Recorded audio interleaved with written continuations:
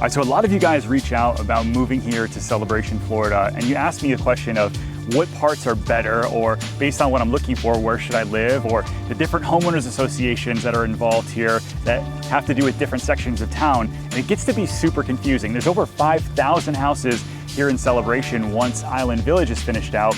And so today I'm going to take you around. We're going to look at the map, but we're also going to spin around town to explain the different villages and why you might want to live in certain parts of town over another.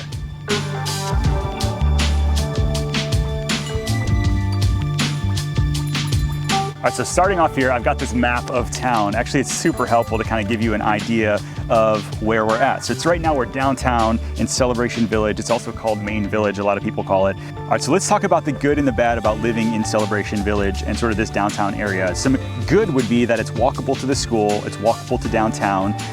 You have a lot of different options. You've got condos up in here with estate-sized homes back over on Greenbrier and a little bit of everything in between. There's a lot of cool stuff about living really close to town. But some of the bad stuff would be you have a lot of traffic around school time. You have a lot of traffic around the different events during the year. So it just depends on what you're looking for. So some people want to be part of the action, other people want to be as far away from the action as possible. And so that's something you have to decide. All right, so coming from downtown over to North Village here, you have some of the older homes because this is one of the first villages that were completed. And so a lot of the houses are outdated, so you're gonna have to do a ton of updating along the way. You've got older windows, older efficiencies, and that sort of thing. You also have sort of this place over by 417 where you hear a little bit of the road noise, and so a lot of people don't like that. Some of the positives are that it is over by Publix, it is over by some of the shopping centers, so if you like that area of town, or if you want to go up to Arcadia Terrace, it has some of more of the estate-sized homes backing to the golf course. That might be something you're looking for. All right, so going west from downtown is basically you have West Village, East Village, and South Village. And so those all have very similar style homes. And it's really gonna depend on, because it's not walkable to town, it's gonna be depending on, do you wanna be close to the pool? Which park do you wanna be close to? But then also what type of home that you want. The good thing about these areas is that they don't have an additional homeowners association fee. You only have the main CROA HOA fee, which is like right under $1,000 a year. So you've got Celebration Village here and like West Village as those kind of connect.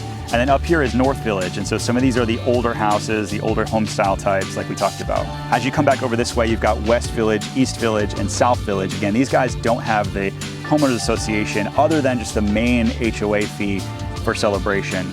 So really there's three more sections of town that you might want to consider. You've got Artisan Park, which has its own clubhouse, its own pool, its own bar, and so you do have an extra homeowners association fee back there. But once you get tucked back there, it's something that is unlike anywhere else in Celebration. So check out some of these houses and some of the home styles.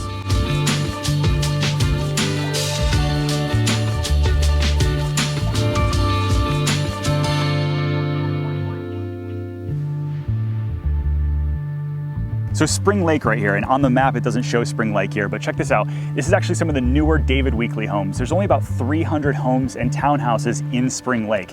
And so these houses are built from 2014 to 2017, some of the newer, and it's right along the boulevard and everything else that's going along the boulevard. So some people love it because you have maintenance-free exterior. The homeowners association includes all your lawn maintenance, all your bush maintenance, stuff like that. They do mulch 2 times a year, so it's something to consider if that's the style of life that you want to live.